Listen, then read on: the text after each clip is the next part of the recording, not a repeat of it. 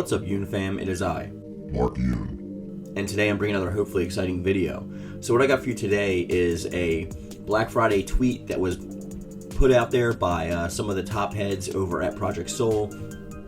So we had both Motohiro Okubo and the director both tweeting this strange sigil out that looks like it's on a rock face, and they showed this secret stage. These are both upcoming, obviously. They said in the tweet directly, let's just read the tweet and look at it. It says, "Can't wait for the top 2 player battle. Don't miss the Soul Calibur 6 online challenge EU West this weekend." And it shows this stage, and I'll show you the stage now.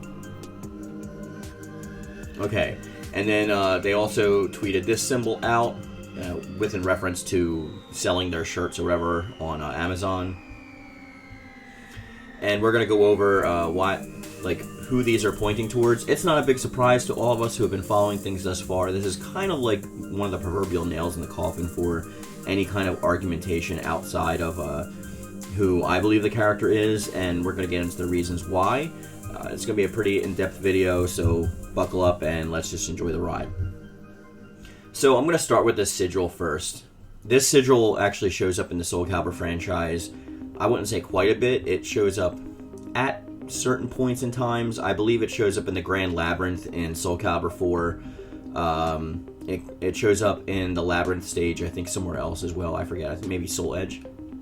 But the main appearance of this sigil that we see is on in the beginning of Soul Edge itself, the intro to Soul Edge. So I'm going to play that in the background right now, and you can see the symbol. It's the first thing that's going on right now.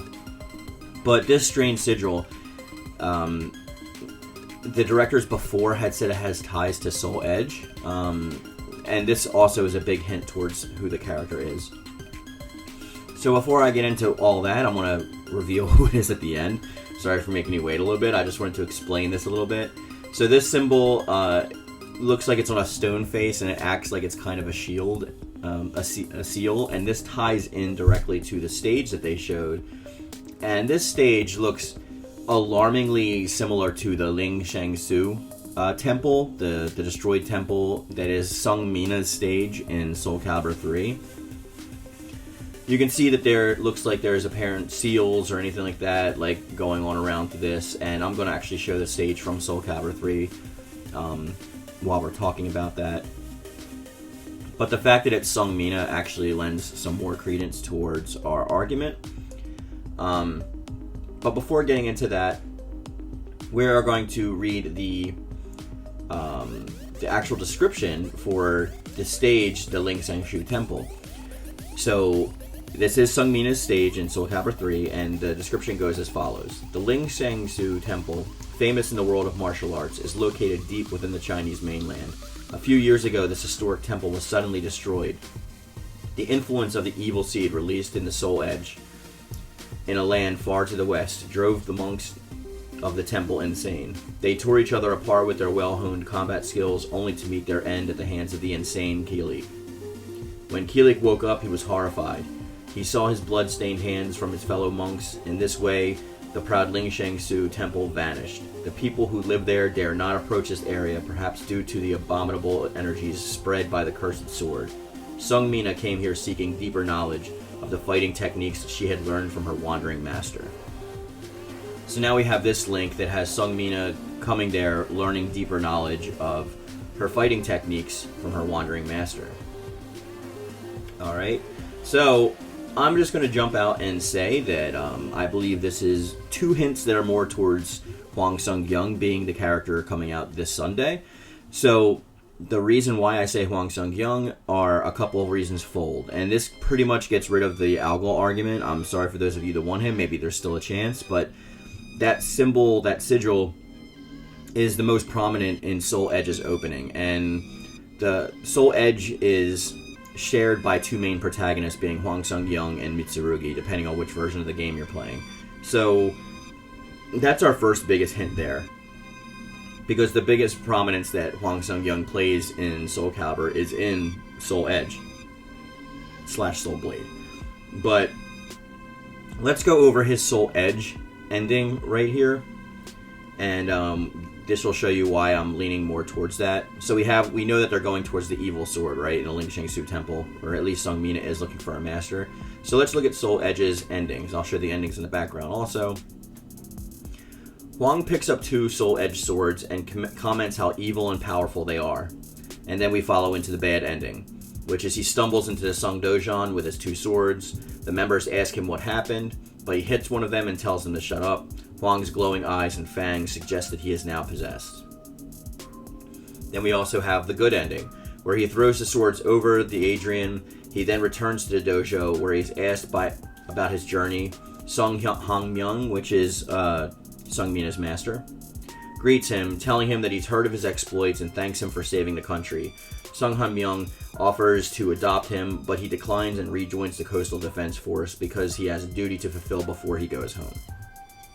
So both of his endings in Soul Edge have to deal with Sung Mina's father, and they have to deal with the evil sword, right? And we even see him being possessed in the bad ending.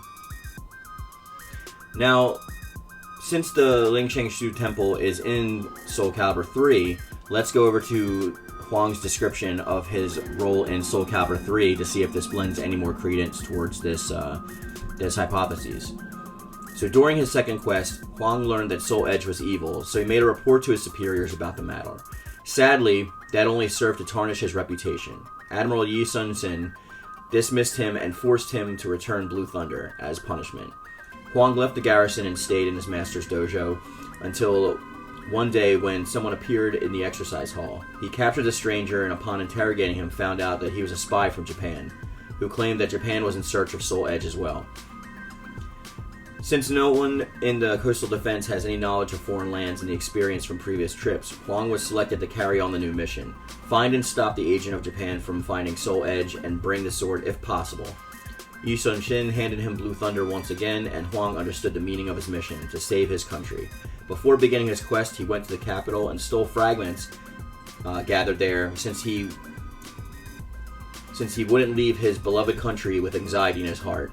He then headed towards the west, knowing that both Yoon Song and a student of the Song Dojang and Sung Mina were in a similar quest. He hopes to join forces with them and together destroy the evil blade once and for all.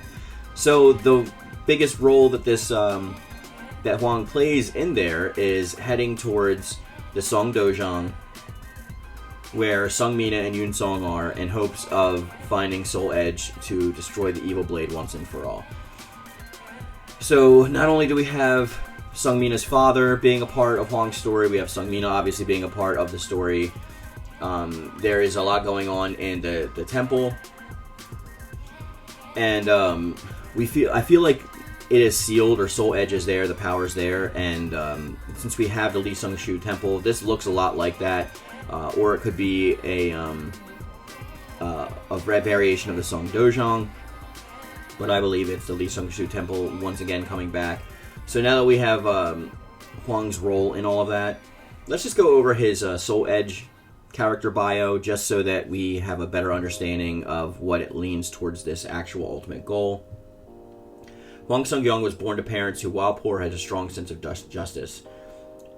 However, his resolve is what led to their downfall. He grew up hardened and eventually enrolled himself in the Song Dojang to learn the use of the longsword. It didn't take him long to become the best student in the Dojang, and was eventually deemed good enough to be taught the private lesson by the master himself, Sung Han Myung.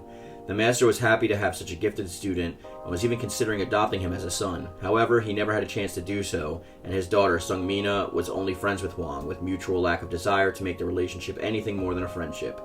Facing increasingly incursions from the Japanese raiders, the Coast Guard was quickly formed and led by Admiral Yi Sun-shin, with Hwang as the first volunteer. Rumors of Soul Edge, deemed the Sword of Salvation, spread to Korea, and Yi Sun-shin sent him to find it. So his whole goal in all of these games is pretty much going to this area, finding Soul Edge, and either destroying it or becoming possessed by it or utilizing it, like, because it's supposed to be the Sword of Destiny or whatever, Sword of Salvation. So a lot of this leans directly towards Hwang. It really has nothing to do with any other character, especially with the characters involved in this stage, with the sigil showing up as the first thing that you see in Soul Edge, how Mitsurugi and Hwang are sharing the spot for protagonist in Soul Edge. His whole dealings with the Song Dojang and Yi Shin-sin and Sung Mina, all of those characters. This is all pointing towards hints that the character that's going to be in DLC 13 is Hwang Sung-young. So you can take this information for what you will. I'm not sure if this is going to coerce any of you in any way. We don't have long to find out anyway, because we only have 2 days until it ends, so we'll see the trailer, I'm sure, this weekend, which I will cover. But I hope this lends more credence to the people who are arguing for Hwang Sung-young's inclusion, not mentioning the fact that he's already showing up as the last character of Season 2 in the game's data already, so it's a pretty easy to point towards that. But I feel like we are going to get a slight redesign, and maybe all those cloths and things that were in that design is Hwang Sung-young, but maybe we're going to get like a manifested or a possessed version of him, since he was possessed in the bad ending of Soul Edge, and maybe that's his story in this so far. I don't know if that's a possibility. I'm just throwing that out there. But any and all thoughts are always welcome in the comment section down below, guys. So I want you to bring the conversation there, or follow me up on my Discord. There's a link to that in the description box down below. Let me know what you guys think about this information. I know it was 2 simple tweets, and I'm gleaming a lot of information from these 2 tweets, but it's too close to the release of the reveal trailer for the last character for anything that they're posting to be just random, besides like character birthdays and whatnot. So with that being said, we're going to bring this video to a close. I want to thank you for watching and listening, and as always, thank you. I love it. And thank you.